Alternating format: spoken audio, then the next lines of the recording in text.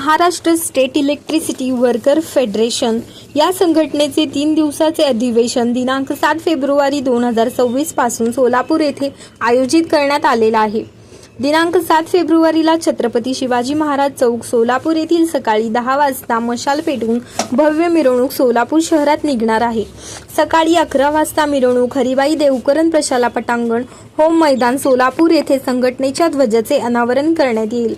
दुपारी 1:30 सुरू होणाऱ्या खुल्या अधिवेशनाचे अध्यक्ष comrade Mohan Sharma, All India Federation of Electricity Employees, All India Trade Union Congress व Maharashtra State Electricity Worker Federation हे राहणार आहे।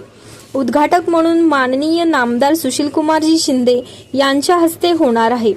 या अधिवेशनाला प्रमुख पाहुणे व मार्गदर्शक कॉम्रेड श्रीकुमार जागतिक कामगार संघटना, comrade Rajan Kshirsagar, All India Kisan Sabha New Delhi, comrade Mohammad Maqbool Ghana, All India Trade Union Congress Maharashtra प्रदेश, comrade G Sai Babu, Telangana State Electricity Employees Union, comrade V Venkateshwarlu, Telangana State Electricity Employees Union, comrade Mohammad Iqbal, अराजपत्रित Electrical Employees Association, Shri Bharat Patil, Shri Purushottam Warjurkar, Shri Lalit Gaikwad पारेषण, निर्मिती व वितरक वीज कंपन्यातील अधिकारी व पदाधिकारी उपस्थित राहून मार्गदर्शन करणार आहेत।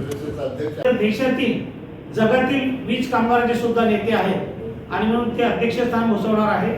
दुसरे सुशीलकुमारजी शिंदे, माजी केंद्रीय ऊर्जा मंत्री आणि गृहमंत्री, यांना सुद्धा आम्ही या ठिकाणी बोलवले। महाराष्ट्राचे मुख्यमंत्री ते होते, त्यांच्या पुढे विजेच्या संदर्भातला प्रश्न आम्ही मांडणार आहे। तिसरे नेते आहेत श्रीकुमार, जे तामिळनाडूमधून येत आहे आणि ते आहेत जागतिक कामगार संघटना, जी 152 देशाच्या कामगारांचं नेतृत्व करते।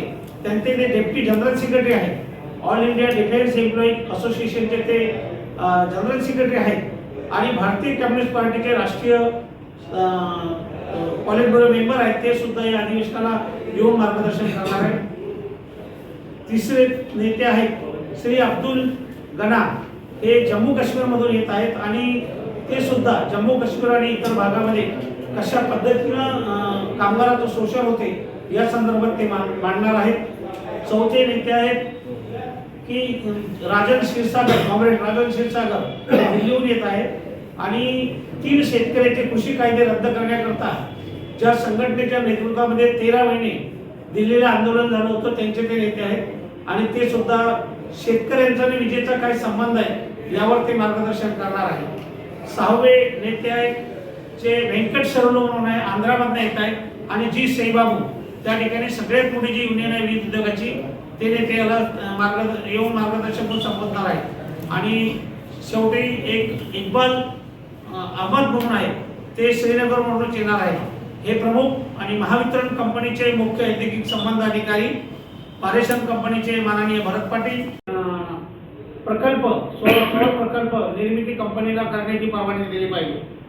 तिसरी कंपनी आहे महापारेषण कंपनी। या कंपनीमध्ये मोठ्या प्रमाणावर लाईन्स उभ्या केलेल्या आहेत, पण यामध्ये 200 कोटीच्या वरचे प्रोजेक्ट TBCBच्या माध्यमाने राज्य सरकारने खाजगी भांडवलदारांना देण्याचा प्रयोग सुरू केलेला आहे। काही प्रकल्प अदानी या कंपनीला दिले सुद्धा आहे। आमचा विरोध आहे की एवढं मोठं इन्फ्रास्ट्रक्चर उभं केलेलं आहे, तर महापारेषण कंपनीनं महाराष्ट्रामध्ये भविष्यामध्ये फार मोठे प्रकल्प, इंडस्ट्रीज आणि IT सेंटर्स येणार आहेत आणि त्याकरता वीज मोठ्या प्रमाणावर लागणार आहे। त्यामुळे इन्फ्रास्ट्रक्चर उभं करण्याकरता या कंपनीला राज्यस्थान निर्माण करण्याकरता अतिरिक्त निधी उपलब्ध करून दिला पाहिजे, ही प्रामुख्याने या ठिकाणी आमची मागणी आहे। विजेचं खाजगीकरण कुठल्याही पद्धतीने होऊ नये, ही प्रामुख्याने या ठिकाणी मागणी आहे। आणि सोबतच कर्मचाऱ्यांचे जे काही प्रलंबित प्रश्न आहेत, मयत कामगारचे वारस आहेत, प्रकल्पग्रस्त कर्मचारी आहेत, त्यानंतर कंत्राटी पद्धतीने काम करणारे 15 ते 20 वर्षापासूनचे कर्मचारी आहेत, यांच्या संदर्भात जुलै महिन्यामध्ये ठाणे औद्योगिक न्यायालयाने एक निकाल दिला आणि त्या निकालामध्ये असं म्हटलेलं आहे की जे कंत्राटी कामगार 15-20 वर्षापासून काम करतात, कायम पदावर काम करतात, त्यांना कायम सेवेत सामावून घेतलं पाहिजे आणि त्या ठाणे औद्योगिक न्यायालयाच्या निकालानुसार आणि अलीकडच्या ह्याच्यात सर्वोच्च न्यायालयाने दिलेल्या निकालानुसार या कंत्राटी कामगाराला कायम करून परमनंट कामगाराचं वेतन प्रतिनिधी एका 50 सभासदाच्या मागे एक प्रतिनिधी आम्ही निवडतो, असे 520 प्रतिनिधी या महाराष्ट्राच्या सगळ्या राज्यभराच्या जिल्ह्यातनं येणार आहेत आणि ते विविध कंपन्यांची सध्याची परिस्थिती, भविष्यातील परिस्थिती, संघटनेपुढे असलेले आव्हानं आणि भविष्यामध्ये आपण हा सार्वजनिक उद्योग वाचवण्यासाठी काय करायला पाहिजे या दृष्टीनं 3 दिवस या अधिवेशनामध्ये चर्चा होणार आहे। या अधिवेशनाचे अध्यक्ष कॉम्रेड मोहन शर्मा जी आपले लोक गडबड नका करू। जेव्हा देशामध्ये केंद्र सरकार सर्व सार्वजनिक उद्योगांचं खाजगीकरण करायला लागलेलं आहे, त्या अवस्थेमध्ये आपल्या सोलापूरचं डिव्हिजन आम्ही घेत आहोत आणि त्याच्यामध्ये अत्यंत महत्त्वाचे असे निर्णय या संदर्भामध्ये घेण्याची आवश्यकता आहे। या ठिकाणी हा जो प्रश्न उपस्थित केला होता की ग्राहकांचा काय फायदा आहे याच्यामध्ये। ग्राहकांचा याच्यामध्ये फायदा आहे की इतक्या देशामध्ये 44 या सरकारी वीज कंपन्या आहेत वितरणच्या, त्यांचं मुख्य ध्येय आहे सोशल ऑब्लिगेशन। सोशल ऑब्लिगेशन हा म्हणजे सामाजिक बांधिलकीनं विजेचा पुरवठा करणं। आपल्याला कल्पना असेल की देशामध्ये बाकीच्या सर्व वस्तूंच्या किमती तुमचं मोबाईल आहे, तुमचा पॅन्ट आहे, तुमची जीन आहे, तुमचा ओव्हरकोट आहे, तुमची छत्री आहे, या सर्वांच्या किमती ठरलेल्या आहेत एकाच किमतीला। एखादा खड्डे खोदणारा कंत्राटी कामगार गेला तर त्याला तीच किंमत लागणार आहे आणि अंबानी अदानी विकत घ्यायला गेला तर त्याला तीच किंमत लागणार आहे। पण या देशामध्ये फक्त एक वीज अशी वस्तू आहे की ज्याची किंमत एक नाही आहे, याची किंमत वेगवेगळी आहे। गरीब लोकांकरता कमी आहे, मोठ्या लोकांकरता त्याच्यापेक्षा जास्त आहे, कमर्शियल उद्योगाकरता थोडं जास्त आहे आणि इंडस्ट्री करता त्याच्यापेक्षा जास्त आहे। आणि या सर्वांचं समायोजन करून हा दुर्बल घटक जो आहे, खालचा जो समाज आहे, डोमेस्टिक लाईट अँड फॅट मध्ये वीज घेणारा जो ग्राहक आहे, यांना कमी दरामध्ये आपण वीज पुरवतो। हे जे येणारे आहेत खाजगी कंपनी कॉर्पोरेट घराणे हे काही हे सोशल ऑब्लिगेशन करता येत नाही आहे, समाजाची सेवा करण्याकरता येत नाही आहे, ते येतात नफा कमावण्याकरता।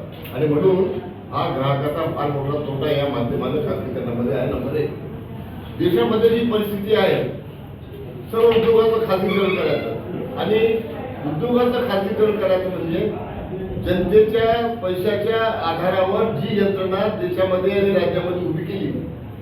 काय म्हटलंय आम्ही काय निर्णय घेणार आहोत सोलापूरच्या अधिवेशनामध्ये की जी यंत्रणा जनतेच्या पैशावर उभी केलेली आहे या महाराष्ट्रामध्ये अनेक राज्यांमध्ये, ती यंत्रणा कवडी मोल किमतीमध्ये काही इन्व्हेस्टमेंट न करता अंबानीला, अदानीला, टाटाला, बिर्लाला, टोयोटाला वगैरे वगैरे नवीन ज्या कायद्यामध्ये आणलेला आहे।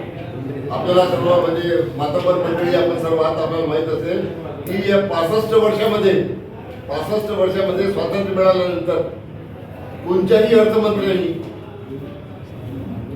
लोकसभेमध्ये आणि राज्यसभेमध्ये आम्ही सार्वजनिक उद्योग विकणार आहोत कधी भाषण नाही केलं।